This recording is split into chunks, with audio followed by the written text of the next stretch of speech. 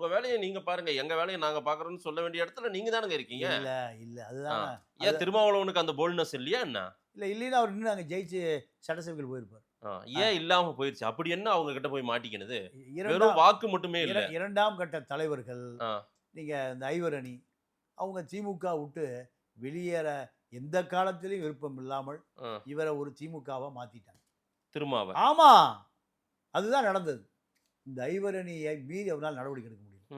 ஐவரணிய நீங்க இந்த ஐவரணி தான் கட்சிக்கார காட்டு மன்னார்கோவில் எவ்வளவு பேர் இருக்கான். ஏன் இளைய பெருமாள் மகனுக்கு கொடுத்தாங்க, ஏன் கட்சிக்காரர் இல்லையா?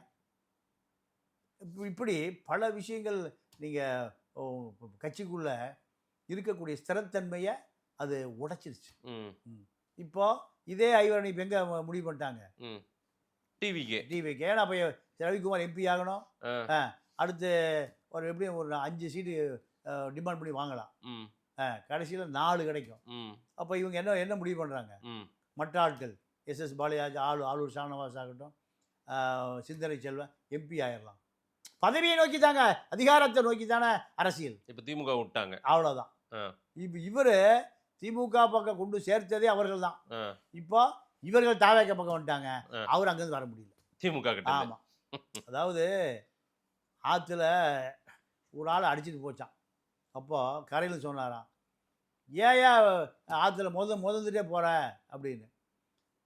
அப்போ அந்த ஆற்றுல அடித்து கொண்டு போகிறவர் சொன்னாராம், நான் மேலே வரலான்னு தான் நினைக்கிறேன், என்ன யாரை பிடிச்சி இழுக்கிறாங்க தண்ணிக்குள்ளே, ஏதோ ஒரு பொருள் என்னை இழுக்கிறதுனால. அந்த மாதிரி இவர் இப்போ திமுக பக்கம் வெளியேற தயார், தாவைக்கா பக்கம் வர தயார். ஆனால் திமுக விட மறுக்கிறது. திமுக நீங்கள் என்ன வாக்குறுதி கொடுத்தீங்க? என் மகனுக்கு பாதுகாப்பாக இருக்குன்னு சொன்னீங்களா? இப்போ என் மகனை நீங்கள் விஜய் எதிர்க்க போகிறார், அந்த அணியில் நீங்களும் இருக்க போகிறீங்க. இது எப்படி என்னால் ஏற்றுக்கொள்ள முடியும்? இதுதான் டெய்லி நீங்கள் இப்போ உங்களை நேரம் பார்க்குற போதெல்லாம் சொன்னால் நீங்கள் என்ன பண்ணுவீங்க? முடிவெடுக்க முடியாமல் திணறுவது இயற்கை. திணறும் திரும்ப.